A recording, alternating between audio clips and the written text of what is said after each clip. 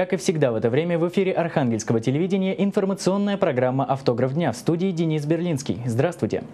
Сегодня темой номер один как для коммунальных служб города, так и для автомобилистов стал снег, который всю ночь и день шел в Архангельске. Тему продолжит Елена Матвеева. Временами снег. Сегодняшней ночью Архангельск встретил первый сильный снегопад – 7 миллиметров осадков. Начиная с 4 утра на главных улицах и мостах города работало 18 единиц спецтехники. Для коммунальных служб первый снегопад неприятным сюрпризом не стал. Его они встретили в полной боевой готовности. Техникой ударили по снежному нашествию. Всего для уборки города задействовано более 60 единиц техники. Особое внимание дорогам первой категории, пешеходным переходам и тротуарам. В первую очередь убираем главные артерии города. Это улица Воскресенская, проспект Троицкий, проспект Ленинградский, Галушино-Московский, Привокзальный район. Сложности – это интенсивное движение и снег постоянно идет. В принципе, ребята молодцы, все с утра уже чистят, начали чистку, так как без них движение в городе было бы более затруднено. Этим утром исполняющий обязанности главы муниципального образования города Архангельск Святослав Чиненов поставил перед коммунальщиками задачу активизировать работу подрядных организаций. Муниципальный архкомхоз для предотвращения гололеда уже посыпает трассы песко-соляной смесью. Ее запас на предприятии составляет 12 тысяч кубометров. Работа у нас построена круглосуточно. С этого года у нас в ночную смену выходит 3 мастера. Раньше было по 1, по 2. С этого года мы увеличили количество инженерных составов вот именно по содержанию города. На этой ночи у нас будет организована вывозка снега. Будет 5 звеньев. Это погрузчики и по 3 самосвала. Впрочем, осложнил жизнь снегопад не только коммунальным службам. На дорогах тут и там образовывались пробки. Напряженный трафик в заснеженном городе привел к увеличению количества ДТП. В частности, на 14:00 по городу Архангельску произошло 25 дорожно-транспортных происшествий, 2 учетных. Для сравнения, сутки назад такая же цифра была всего за дежурные сутки. Хочется обратить внимание всех участников дорожного движения на соблюдение требований правил дорожного движения. Водители – это соблюдение скоростного режима, пешеход, повышенная осторожность. В городской ГИБДД призывают по возможности отказаться от личных авто во время снегопада. Тем временем работу коммунальных служб и дворников в ближайшее время меньше не станет. Синоптики прогнозируют, снег в Архангельске будет идти и на следующей неделе. Елена Матвеева, Олег Ширяев, «Автограф дня». Архангельское телевидение продолжает следить за ситуацией на Ломоносовском горно-обогатительном комбинате. Напомню, проводя работы на этой территории, предприятие «Севералмаз» нарушило природоохранное законодательство. На этой неделе стало известно, что Архангельская межрайонная природоохранная прокуратура установила, Севералмаз допустил сброс дренажных и сточных вод, концентрация вредных веществ которых в разы превысила допустимые нормы. В ходе проверки на Ломоносовском горно-обогатительном комбинате выявили и факты загрязнения почвы нефтепродуктами. Сейчас решается вопрос о дисциплинарной ответственности должностных лиц. Материалы проверки по 2 составам правонарушения направлены в управление Росприроднадзора по Архангельской области. Этот вопрос взят на особый контроль и Комитетом Архангельского областного собрания депутатов по промышленной политике, транспорту, связи и экологии. Эти факты, безусловно, требуют внимания и со стороны депутатского корпуса. В частности, я думаю, что мы возьмем это все под депутатский контроль. В декабре месяце мы совместно с нашим природоохранным комитетом, наш комитет делают выездное заседание на месте, чтобы разобраться по данным фактам, что произошло и как эти факты, в общем-то, устраняются, что сегодня делается для того, чтобы устранить вот эти недостатки, которые были отмечены природоохранной прокуратурой. Я хочу отметить, что Севералмаз – это все-таки действующее большое крупное предприятие, крупный налогоплательщик. И конечно, как и у действующего предприятия, наверное, всегда бывают какие-то нарушения, но самое важное, чтобы была быстрая реакция для того, чтобы не нанести ущерб природе. Насколько быстро Севералмаз устранит допущенные нарушения, станет известно уже скоро. Но вот о последствиях недобросовестного отношения к природе мы узнаем спустя годы. Ведь любое нарушение ее законов – это мина замедленного действия. Вчерашнее попустительство завтра может обернуться большой бедой. И тогда, к сожалению, будет уже невозможно что-либо исправить. Остановить разрушение окружающей среды в угоду прибыли – такой должна быть наша гражданская позиция. Ведь только мы в силах отстоять собственные права, гарантированные нам Конституцией. 22 семьи в поселке Боброво получили ключи от квартир в новом доме. С его сдачи в эксплуатацию в Приморском районе завершили второй этап федеральной программы по расселению из ветхого и аварийного жилья. Въезд в новую квартиру всегда праздник, а по программе расселения из ветхого и аварийного жилья вдвойне. Поэтому сдача в эксплуатацию социального жилья всегда торжественное событие. Возможности этой федеральной программы в Приморском районе использовали раньше всех в области. Я очень рада, что ваша мечта сбылась. Когда-то еще год назад многие не верили, что дом будет стоять. Сегодня я радуюсь вместе с вами. Я вас поздравляю. Я надеюсь, что вы дом будете беречь. И от того, как вы будете к нему относиться, так будете в нем жить. Поздравить новоселов приехал и губернатор Игорь Орлов. После перерезания красной ленточки прошел по квартирам и посмотрел качество новостроя. Вместе с жильцами, которые не скрывали своего восторга. Квартира очень мне нравится, красота. Удобная, главное, кухня большая. У меня там кухня была очень маленькая. А тут я буду, хоть это я люблю вообще на кухне, люблю варить, люблю печь, так что я тут буду хозяйкой на кухне. Губернатор оценил также возможности продолжения строительства социального жилья в Приморском районе.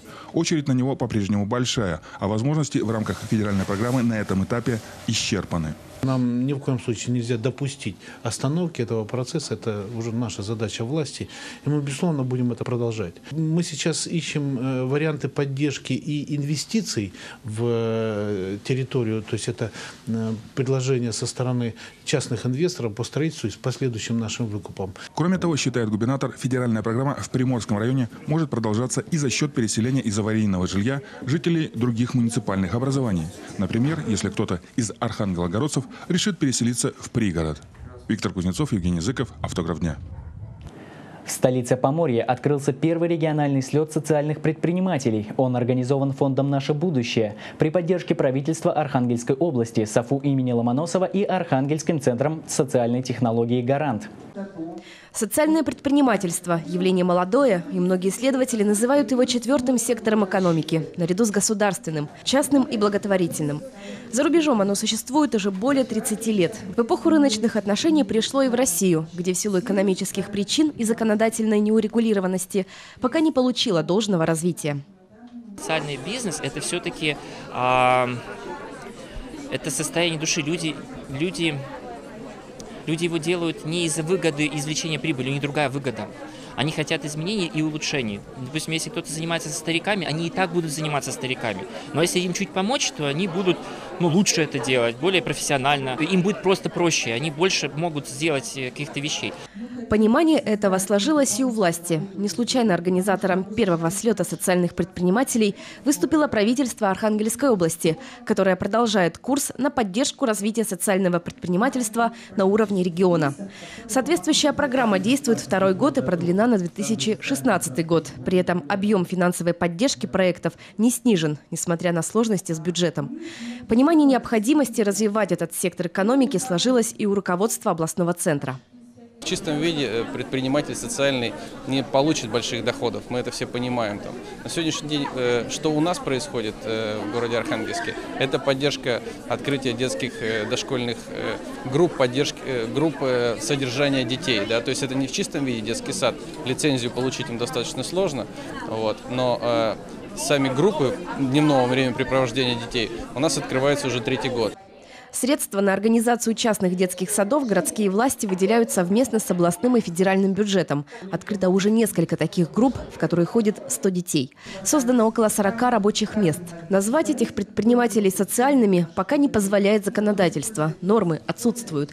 Но по сути это и есть социальное предпринимательство, считают в руководстве города. Как и ТОСы, которых в Архангельске уже 10. Это тоже социальное предпринимательство. Они вкладывают свой вклад до 10-15% собственных средств население вкладывает в развитие собственной территории. Сегодня это островные территории, но есть и округи Варавина, фактория, Майские горки открываются. Они строят там тротуары, ставят скамейки, где-то ухаживают спиливают высокие тополя. То есть это все люди благоустраивают собственную территорию. Почему бы это не назвать социальным предпринимательством? В нашем понимании это так и есть. На слете шла речь, как в отсутствии четко сформированной позиции государства и его законодательной поддержки вести развитие социального предпринимательства на местах. Как показывает архангельский опыт, это возможно. Мария Воробьева, Виктор Кузнецов, Руслан Симушин. «Автограф дня». 500 000 кубометров древесины зарезервировано для проведения лесных аукционов для малого и среднего бизнеса области. Распределение участков леса тормозится из-за отсутствия нормативной базы на федеральном уровне. На носу сезон заготовки древесины, а лесные угодья гарантированно выделены только под крупные инвестиционные проекты. А для того, чтобы передать лесосеку малому и среднему бизнесу, необходимо около десятка нормативных документов, которые должна принять федеральная власть. О необходимости ускорить этот процесс шла речь на совещании главы региона Игоря Орлова и районного актива в Вельске. Ну, а для арендодателей прозвучало то, что без леса никто не останется по-любому. Например, для тех хозяйств, которые такие вот труднодоступные и имели в аренде участки, такое как наше хозяйство, сделано такое послабление, иначе нам в нашей глуши не выжить. Губернатор это все понял, Игорь Анатольевич очень хорошо проникся. Свою позицию отстоять интересы малого и среднего лесного бизнеса Игорь Орлов подчеркивает постоянно. Мы это все объясняли коллегам в различных районах и в различных муниципальных образованиях, что мы не можем рисковать жизнью малого и среднего бизнеса. Где-то порядка 500 000 кубов леса зарезервировано под малый и средний бизнес. И как только мы получим нормативную документацию, нормативные нормы и правила со стороны Федерации, мы сможем с ней работать. Мы сегодня выходим с просьбой создать межведомственную рабочую группу, где основным ядром будет уполномоченный орган, это Минлеспром Архангельской области, который, в общем-то, будет реализовывать сам по себе проект наделения малого и среднего бизнеса расчетной лесосекой. И вот эта бронь, 500 000 кубометров, о которой сказал губернатор, она должна, на наш взгляд, быть равномерно распределена среди тех участников малого и среднего бизнеса в лесопромышленном комплексе. Уже определены конкретные объемы лесосеки, зарезервированные для малого и среднего предпринимательства по каждому району области. Одним из решений проблемы, которая видится сегодня, в том числе и в предпринимательском сообществе, это путь к объединению и кооперации мелких участников на лесном рынке. На сегодняшний день другого способа получить лес, а лес это серьезный ресурс, кроме как кооперации и объединения для малышей, я не вижу. Что такое крупное предприятие? Это ведь объединение акционеров. Это простые люди, которые являются собственниками предприятий. Просто у них, допустим, их там 1000, 2, 3 или как-то так. Да? Ну, также и мы. У нас есть этот путь, он поддержан властью со всей стороны. Примером такой кооперации может служить лесной технопарк, созданный при участии и по инициативе региональной власти. Пока же в рамках решения вопроса мелких собственников правительство области направило в адрес Министерства природных ресурсов и экологии России обращение с просьбой ускорить принятие всей необходимой документации. Виктор Кузнецов, Руслан Симушин, «Автограф дня». Игорь Годзиш. Последние 2 дня эта фамилия самая цитируемая в СМИ и социальных сетях. Именно действующий министр ТЭК и ЖКХ по решению конкурсной комиссии стал кандидатом на пост главы Архангельска. При этом единственным из 9 претендентов. Комментарии этого решения собрал мой коллега Артемий Заварзин. Комиссия по отбору кандидатов на пост главы Архангельска работала здесь, в зале заседаний городской думы. Этапов конкурса было 2 – тестирование и собеседование. О чем говорили претенденты и на какие вопросы отвечали, можно только предполагать, так как комиссия работала за закрытыми дверями. Спустя 5 часов после начала заседания они открылись, и журналисты первыми узнали о решении комиссии, которое впоследствии вызвало немало обсуждений.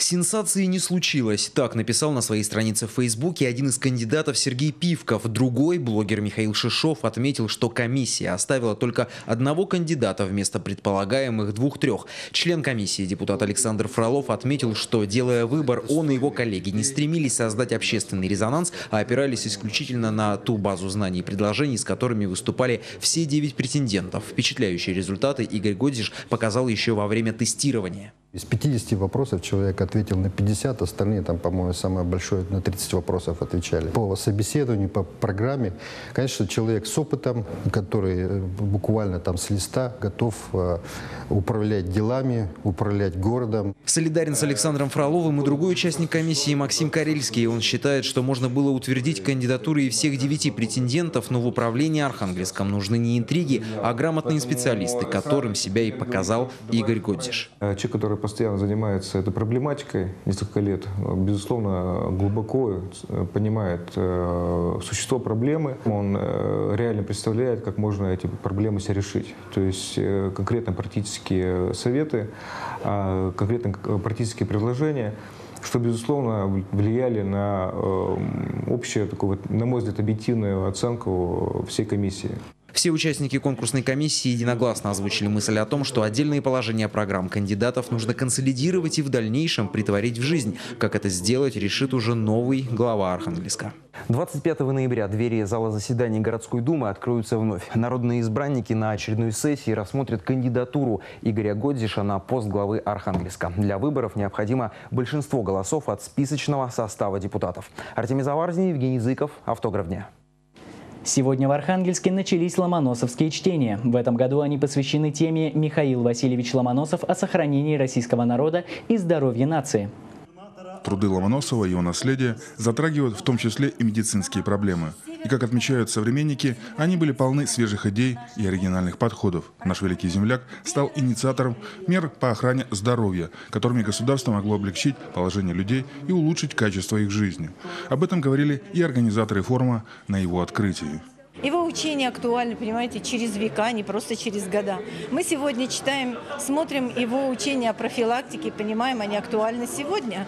Ломоносов достаточно интересные мысли выдвигал в системе здравоохранения.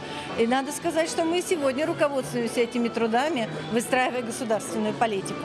Об этом говорил сегодня и высокий гость из столицы, российский академик, заслуженный врач России Геннадий Онищенко.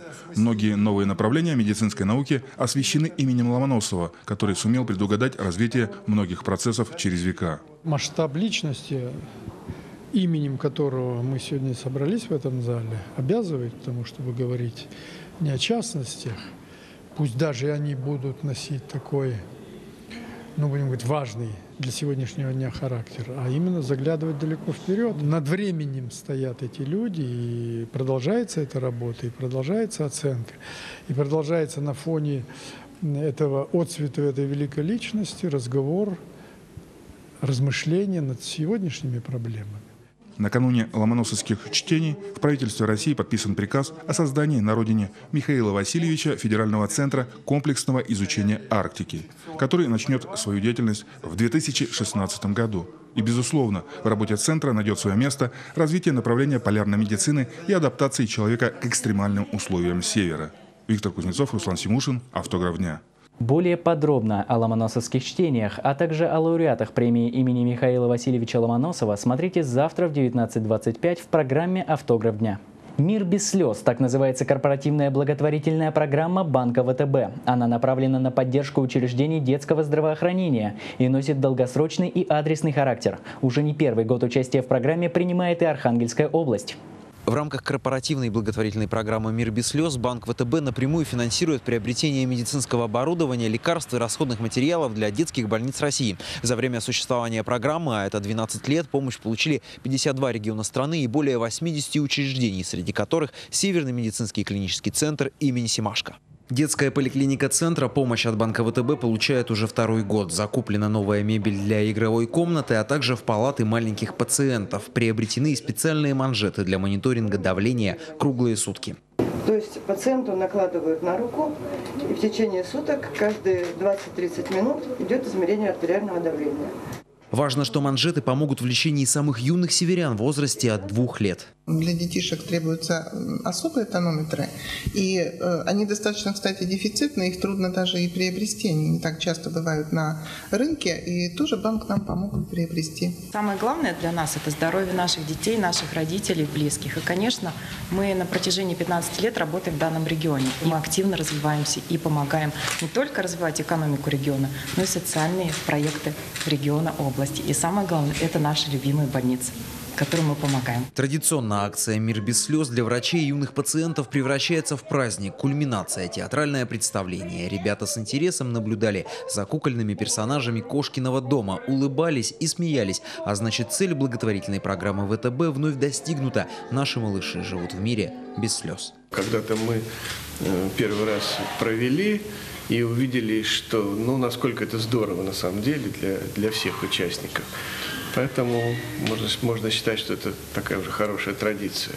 Просто покупку оборудования мы сопровождаем вот такой акцией, которая несет детям дополнительную радость. С удовольствием, естественно, и в Архангельске это один из наших любимых регионов. Помощь банка ВТБ в этом году приняла и первая городская больница. Ее специалисты с гордостью демонстрируют уникальное оборудование для проведения операций на позвоночнике. Аналоги есть только в московских клиниках. Поморские специалисты уже успешно провели 3 операции. До настоящего времени делались большие разрезы длиной 30-40 сантиметров с большой травматизацией. А сейчас мы можем это делать достаточно, вы видите, маленькими разрезиками, проколами практически, что позволяет пациенту практически на следующий день вставать на ноги. Социальную ответственность банка приветствуют и в областной администрации. Я бы хотел выразить слова благодарности и с уровня губернатора Архангельской области. Мы этот проект рассматриваем как серьезную социальную ответственность нашего бизнеса. В 2015 году помощь от ВТБ уже получили многие медучреждения в регионах России. Акция проходит в городах, где банк не просто расширяет сферу интересов в бизнесе, но и в социальной сфере, способствуя улучшению качества медицинской помощи детям и их скорейшему выздоровлению. Артемий Заварзин, Олег Ширяев, «Автограф дня». В Архангельском городском культурном центре состоялось награждение победителей конкурса «Мой приятель светофор». Конкурс был объявлен уполномоченным при губернаторе Архангельской области по правам ребенка Ольгой Смирновой в рамках проекта «Внимание, дети». Их вязали крючком, шили, пекли из теста и мастерили из бумаги. Но как еще лучше привлечь внимание к этому простому и важному предмету – светофору? В конкурсе «Мой приятель светофор» дети и их родители показали себя не только фантазерами и художниками, но и конструкторами, инженерами и даже изобретателями. Например, 6-летний Ваня Бураков создал настоящее пособие для пешеходов и водителей. Это дорога. Это что машины ездили. А здесь еще пешеходы переход. А покажи, где он. Вот он. Этот необычный конкурс получил удивительный резонанс. Светофоры со всех уголков области привозили, передавали с посыльными, направляли почтой. 1500 участников представил Архангельск. Это чуть больше половины всех конкурсантов. Мы этот конкурс объявили еще в сентябре месяце. Ну и, конечно, мы получили массу таких замечательных работ. 2750 работ. Выбрать было крайне сложно.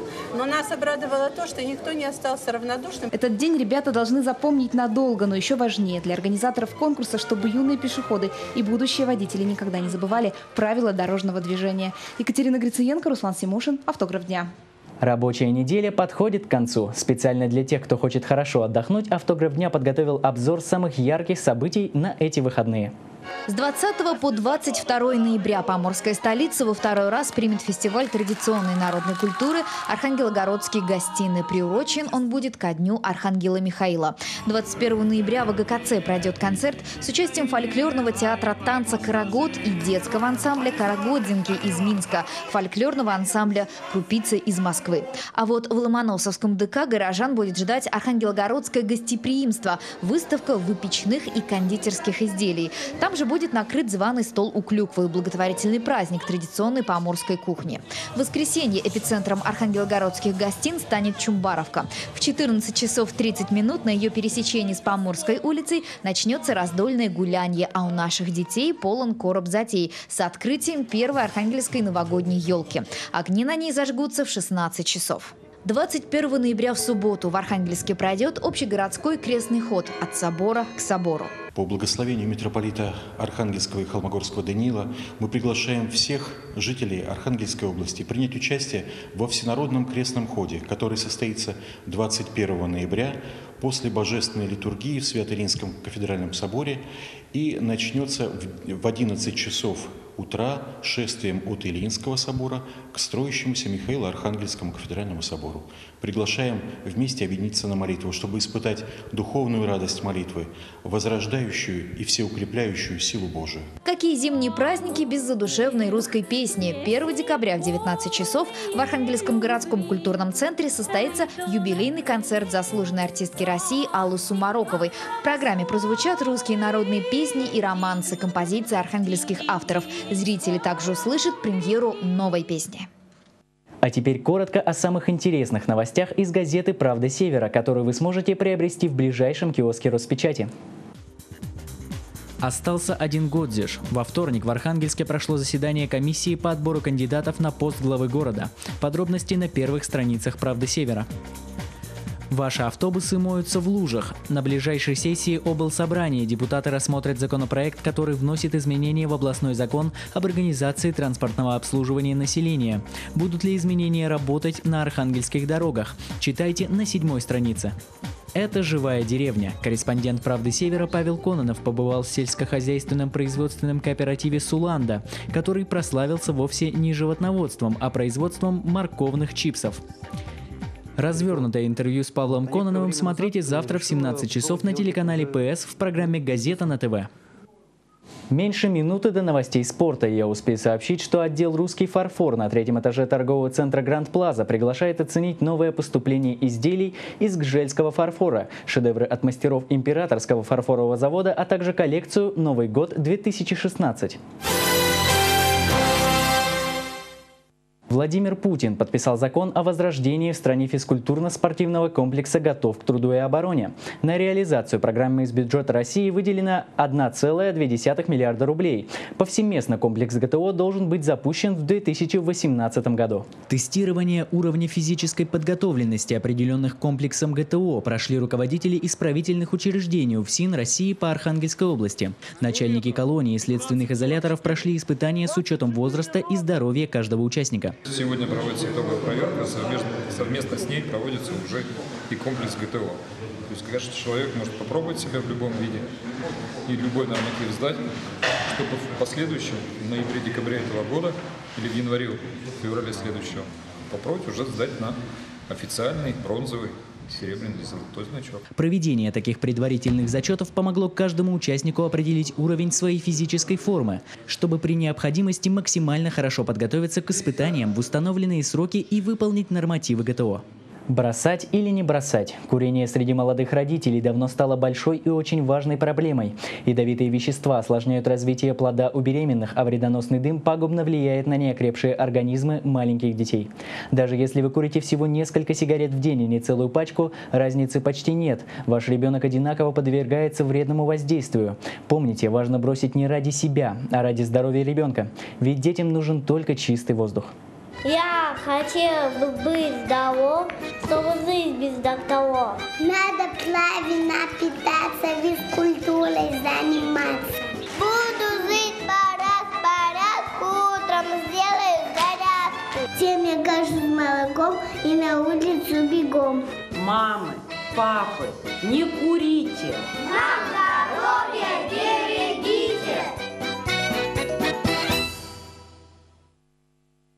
Такие были новости на четверг. Завтра о самых интересных событиях из жизни города расскажет моя коллега Екатерина Грициенко. Приятного вечера и до скорых встреч!